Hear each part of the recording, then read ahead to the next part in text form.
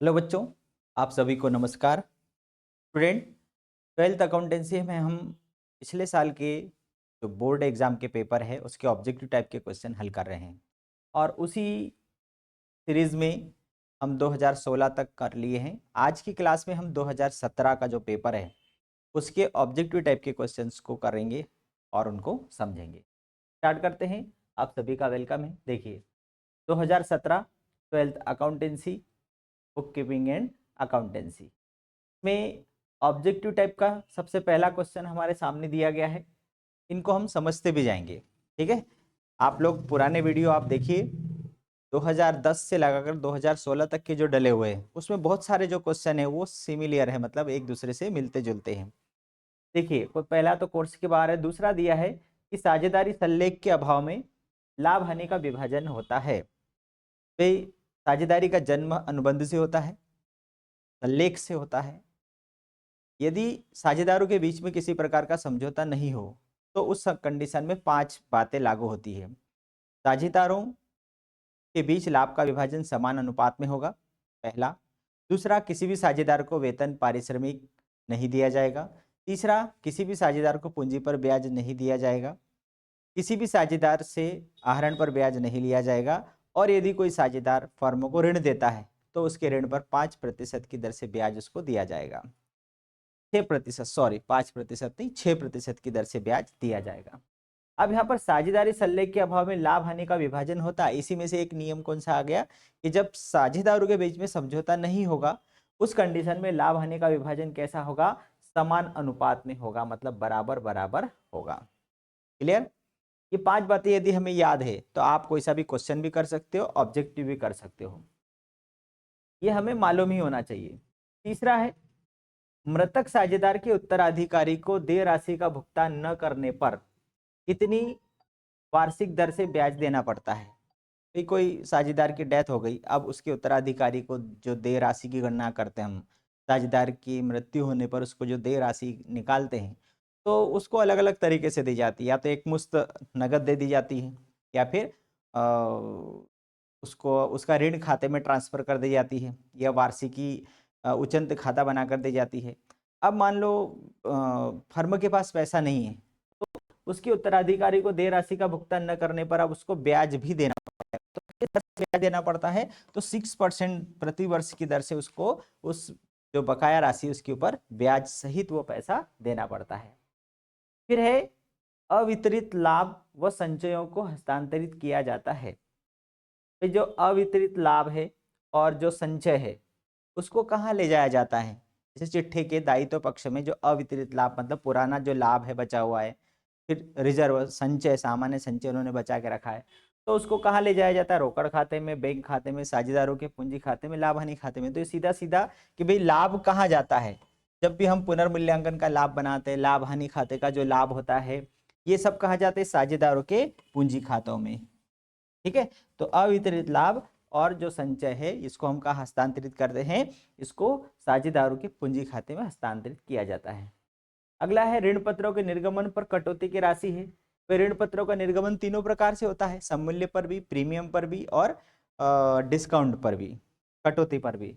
तो ऋण पत्रों के निर्गमन पर जो कटौती की राशि है, भाई डिस्काउंट, भाई ऋण पत्र मतलब दीर्घकालीन होते हैं, ठीक है, और बड़ी रकम होती है, पूंजीगत होती है, तो इन पर प्रीमियम यदि मिलेगा तो वो भी पूंजीगत लाभ होगा। और यदि ये डिस्काउंट पर, कटौती पर निर्गमन होगा तो ये पूंजीगत हानि होगी।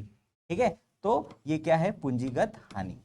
ऋण पत्रों के निर्गमन पर कटौती की राशि पूंजीगत हानि होती है, क्योंकि कंपनी को बड़ी मात्रा में नुकसान उठाना पड़ता है, क्योंकि हर एक ऋण पत्र पर 5 रुपए 10 रुपए के हिसाब से छूट देना पड़ती है। ये था ऑब्जेक्टिव। अब हम चलते हैं सत्य सत्य की तरफ। पहला हमारे कोर्स में नहीं है, ये काट देते उसको। साझेदारी फर्म का पंजीयन अनिवार्य नहीं है। देखिए, ये एवरी ईयर, हर साल कहीं ना कहीं घुमा फिरा करके ये क्वेश्चन हमारे से पूछा गया है। तो साझेदारी फर्म का पंजीयन अनिवार्य नहीं है, बिल्कुल राइट है। इसका फर्म का पंजीयन कैसा होता है? ऐच्छिक होता है। दूसरा दिया है, ए बी और सी 3-2-1 के अनुपात में साझेदार हैं। बी अवकाश ग्रहण करता है, निवृत्त होता है, मतलब रिटायरमेंट लेता है। ए तथा सी का नया अनुपात क्या? अनुपात 3:2 होगा। भाई, सिंपल सी बात है, जैसे यदि हम लिखे ए बी और सी, 3 2 और 1, ऐसा लिख लिया करो। अब इसमें बी निवृत्त हो रहा है तो बी को आप गोला लगा दो। अब कौन बचा? ए बचा और सी बचा, और ए का क्या है 3 और सी का क्या है 1। ये हो गया उनका नया अनुपात। अब आप आंसर देख लो कि नया अनुपात 3:2 दे रहा है और यहाँ आ रहा है 3:1। इसका मतलब कि ये क्या हो गया? गलत हो गया। क्या हो गया? गलत हो गया। क्या आना चाहिए? 3:1 आना चाहिए। क्लियर? तो इस प्रकार से आप करके देख लेना। चलिए अगला क्वेश्चन है हमारे सामने।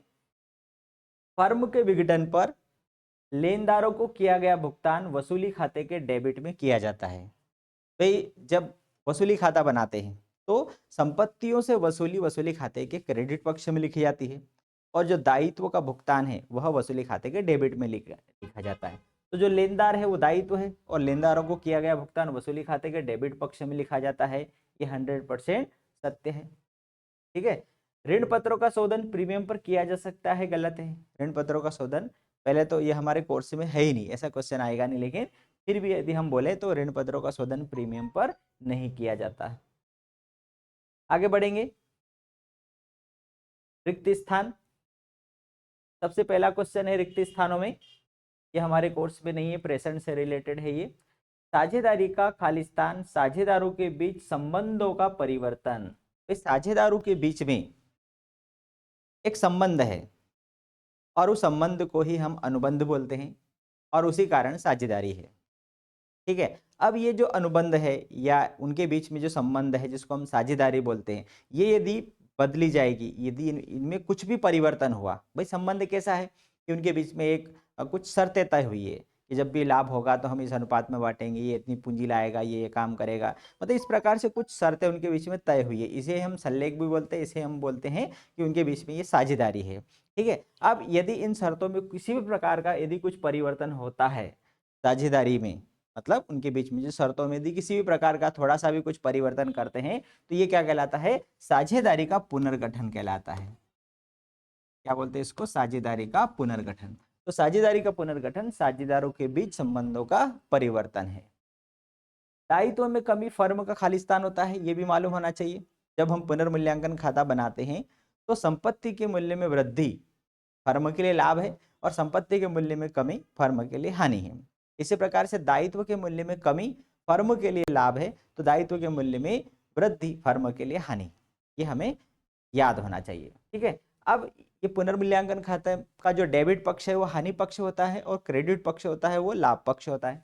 दायित्व में कमी होना, भाई आपके 50,000 लेनदार थे, 40,000 हो गए, तो आपका जो ऋण था वो कम हो गया, मतलब ये आपके लिए लाभ है। तो दायित्व में कमी फर्म का क्या कहलाता है? क्या होता है? वह लाभ होता है। क्लियर? फर्म के विघटन के पश्चात साझेदार स्वयं का व्यवसाय कर सकता है। भाई जब फर्म का विघटन हो गया मतलब सभी प्रकार की संपत्तियों को बेच दिया गया, वसूली कर ली गई, दायित्वों का भुगतान कर दिया गया और वो फर्म बेच दी। अब कोई न साझेदारी रही न साझेदार रहे, अब सब स्वतंत्र हो गए। तो फर्म के विघटन के पश्चात वो साझेदार रहा ही नहीं है तो वो अपना स्वयं का व्यवसाय कर सकता है। ऋण पत्रधारी को कंपनी के खालिस्तान में भाग लेने का अधिकार नहीं होता, तो कंपनी के संचालन में या कंपनी के प्रबंध में। ठीक है। ऋण पत्रधारी कंपनी के प्रबंधन में या कंपनी के संचालन में भाग नहीं ले सकता। क्यों? क्योंकि वो लेनदार है, उसका काम केवल ब्याज लेने मात्र से है, बाकी उसको किसी प्रकार का कोई लेना देना उससे नहीं है। फिर चलेंगे हम एक वाक्य में।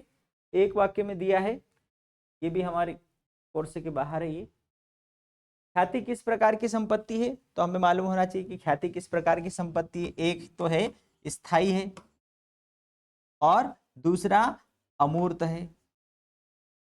तो स्थायी और अमूर्त संपत्ति है। क्लियर? ख्याति कैसी है? स्थायी है और अमूर्त है। मृत साझेदार की देय रकम का भुगतान किसे किया जाता है? भाई कोई साझेदार की मृत्यु हो गई, अब उसको जो भी देय रकम हमने जो निकाली है तो वो किसको भुगतान की जाएगी? तो वो की जाएगी कानूनी उत्तराधिकारी को। कानूनी उत्तराधिकारी को भुगतान की जाएगी। फिर वसूली खाता कब खोला जाता है? तो वसूली खाता कब खोला जाता है? ये फर्म के विघटन पर। फर्म के विघटन पर जब फर्म बंद हो रही हो, फर्म का व्यवसाय बंद किया जा रहा हो, उस समय फर्म के विघटन पर वसूली खाता खोला जाता है।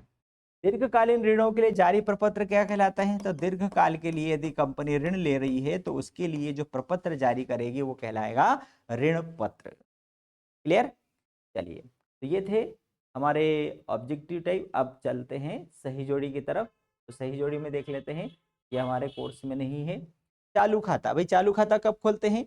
तो पूंजी खाते बनाने की दो पद्धतियां हैं, एक स्थायी पूंजी पद्धति और दूसरी परिवर्तनशील पूंजी पद्धति। स्थायी पूंजी पद्धति में चालू खाता बनाते हैं और पूंजी खाता बनाते हैं, स्थायी पूंजी खाता बनाते हैं। तो यहाँ पर इसका संबंध, चालू खाते का संबंध हो गया स्थायी पूंजी खाते से। ख्याति क्या है?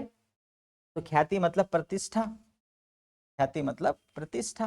व्यापार की जो प्रतिष्ठा है वही उसकी ख्याति होती है, गुडविल होती है। बाह्य दायित्व तो क्या हो गया? बैंक से ऋण, ये बाह्य दायित्व हो गया। तो आपने बैंक से ऋण ले लिया और लोन ले लिया है तो बैंक अधिविकर्ष है, लेनदार है, बैंक से ऋण है, ये सब बाहरी दायित्व कहलाते हैं।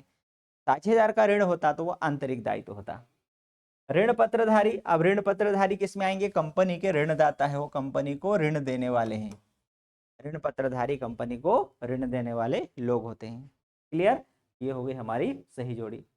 तो इस प्रकार से 2017 के जो पेपर था उसके ऑब्जेक्टिव टाइप के क्वेश्चन हमने अभी हल किए। आई होप आपको ये वीडियो अच्छा लगेगा। आपको अच्छा लगे तो आप उसको लाइक करो, अपने दोस्तों के साथ शेयर करो और नए हो तो सब्सक्राइब करना ना भूलें। अगले वीडियो में फिर हम मिलेंगे, तब तक के लिए नमस्कार।